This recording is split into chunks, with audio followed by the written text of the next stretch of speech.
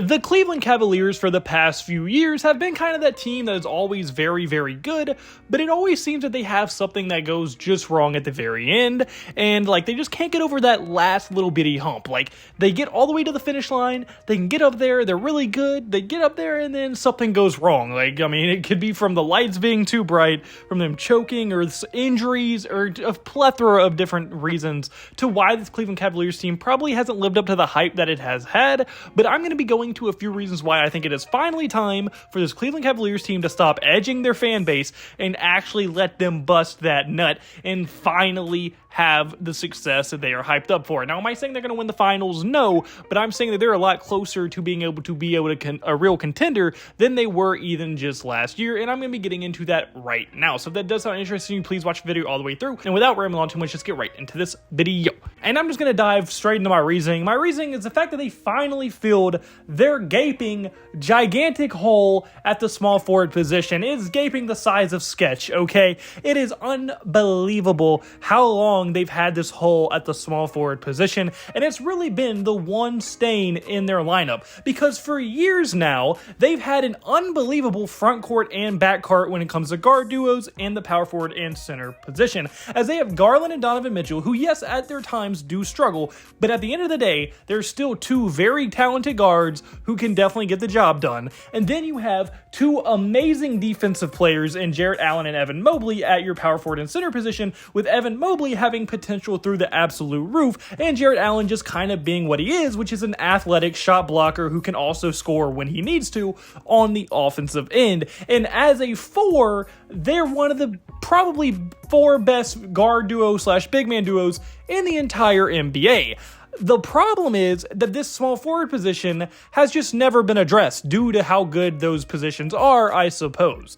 But I think with the 20th overall pick in this year's draft, where they selected Jaylen Tyson, I think they finally managed to fill this hole, okay? They've tried for years. They've tried guys like Max Strus. They've tried guys like Isaac Okoro, and they have tried Karis LeVert, and that is just a few of them. They've also tried other guys, but those are the main three. But I think this 20th overall pick, Jaylen Tyson, could be the final answer to this problem that has plagued this Cleveland Cavaliers team for a very long time. And my reasoning is because I think Jaylen Tyson could be a legitimate star in the league one day. He can score at all three levels. He's a very solid shooter. He has the size to defend other small forwards, which is something Max Strus last year did not have. And then unfortunately, although their other option, which was Isaac Okoro, did have the size and the ability on defense, his offense is just not good enough. But now I think you finally found a guy who can do it on both sides of the ball and should help them tremendously, and gives them a guy with star potential at that small forward position.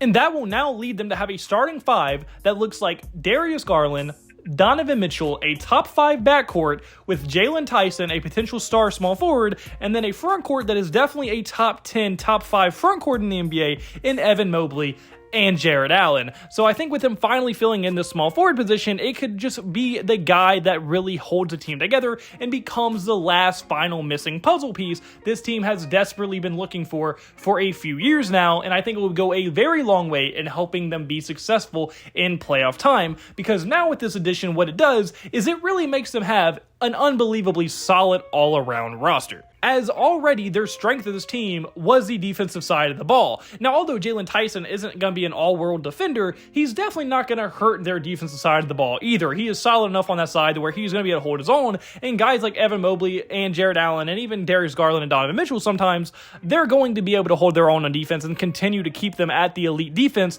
that they were just last year. But their real problem comes on the offensive end of the ball, and there's a few reasons why I think you should be optimistic about that. Is because, I mean, hopefully, obviously, you have the continued development of Garland and Donovan Mitchell together, who have had rough patches, but hopefully they can continue to play well together and can really find their super efficient way to playing with each other. And then I think Evan Mobley is another guy. I mean, his potential, like I said earlier, is just unbelievably high, like higher than Snoop Dogg on a Saturday night. Okay, like he has crazy potential. He just has to reach it, but his 3-point percentage has improved greatly last year. He's still averaging 15 points per game, and if he can just get to where he's averaging about 20 points per game on very solid efficiency while also remaining the elite defender that he is, that would be tremendously helpful to this team. And then obviously, like I said, Jaylen Tyson, I know I'm glazing him a little bit, but I think Jaylen Tyson will also help the offense as well, because unlike a guy like Max Strus, who's more of kind of a catch and shoot guy, 3-and-D type guy, Jaylen Tyson is going to be able to make his own shot when he needs to. He's going to be able to catch and shoot. He's going to be able to make his own shot. He's going to be able to really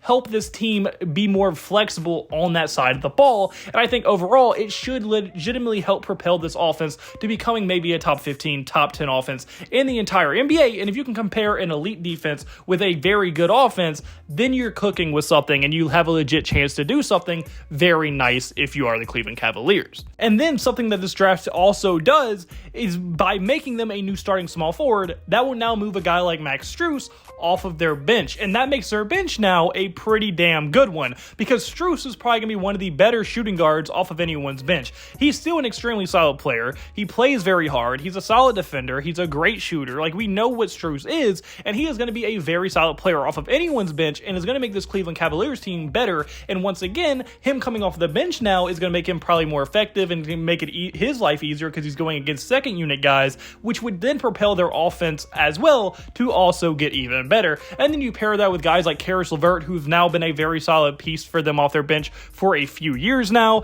Isaac Okoro, I think he's going to have to kind of accept that bench role. He just hasn't worked out the way they probably wanted him to, but he's still a guy with experience who can still very much hold his own on defense, and he can shoot the ball kind of consistently now. His offensive game, at least from a shooting standpoint, has definitely improved since joining the league. Unfortunately, he's never really developed his self-creation ability, but he's still a solid defender who can shoot the ball, so having that off your bench is also pretty helpful. And then I think Craig Porter Jr. as well is going to be a guy that can legitimately help them as well. Craig Porter Jr. last year did get some run with them, and I think he's set up to have an even bigger role with them. He can score the ball, he can pass. He's just a very solid guy who can run point guard for them, and I think he does have pretty solid potential with them.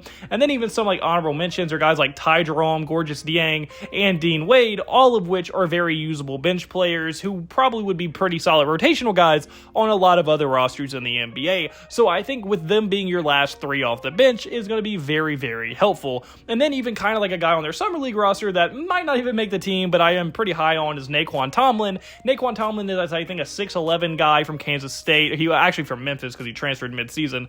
And he's just a guy with tons of offensive upside. And although he will probably not help them at all this year if he does sign with the team, I think as a G League guy in about a year or two could legitimately find a way in their rotation and be a pretty big contributor for them and be a pretty helpful guy and actually fit their system quite well. And then lastly, another underrated thing that they did was hire Kenny Atkinson. Now, although I don't know how great Kenny Atkinson is from a X&O standpoint, I do think he is a pretty solid coach. Because if you can think back all the way to the 2017-2016 season, that was the Brooklyn Nets team that was very fun to watch with D'Angelo Russell, Jared Allen, Jared Dudley. They were always dancing on the bench, yada, yada, yada, just having a lot of fun. And I think what that shows is he is definitely capable of creating an environment that's just low pressure. Everybody is getting along and everybody wants to come to work every day, and that is about 50% of a coach's job, honestly. And as long as they can like you, they trust you, and they want to be at work every day, that is going to help them a ton. And I think it's going to help this locker room that has definitely been questionable at times with their maturity levels, the stress levels, the how they get along. I think Kenny Atkinson could go a very long way in fixing a lot of those issues in the locker room, and I think overall he should be a positive addition to this team. And even since the Brooklyn Nets days, if his X and O's weren't great, he has spent a few years now under coaches like Steve Kerr and other guys in systems, and even won a championship in 2022 as an assistant coach. So hopefully he has learned a lot, and even from the X and O standpoint, he can improve from there. And if he can continue to bring in the positive atmosphere and really cultivate winning with this team in an inclusive environment, hopefully this Kenny Atkinson hire can actually help them bring them over the top and at least keep the team together when it comes to the mental side of the ball. And then the very last last thing I'm going to talk about is just going to be the health. The main thing last year why this team kind of underachieved is because of the health 100%. Donovan Mitchell and Jared Allen in the playoffs both had to deal with injuries, both didn't get to play much, and it really showed, and it really hurt them not having those two guys. Obviously, those are two of their 4 best players on the entire damn roster, and even with that, they were still able to take 1 game off of Boston, which doesn't sound impressive, but Boston only lost 3 games for the entire playoffs, so it is actually pretty impressive. And then even on top of that, in the regular season, Darius Garland only played 57 games in the regular season, Evan Mobley only played 50 games in the regular season, and Donovan Mitchell only played 55. So a lot of their key contributors, if not all of them, barely got to play even 50 games in the regular season, and if they can just get those numbers up, can stay healthy in the playoffs, can stay healthy in the regular season, that should go a very long way in helping them finish higher up in the Eastern Conference, and would help them obviously with home court advantage and things like that, going farther and deeper into the playoffs. And I think with them now having a stronger, more filled out starting lineup, I think going forward in the future, this team is as set up for success as they have been in a very long time, and I think that they are definitely set up for a very good next year and even few years after that as well. And it would not shock me if Evan Mobley develops and they end up becoming a legitimate finals contender out of the Eastern Conference.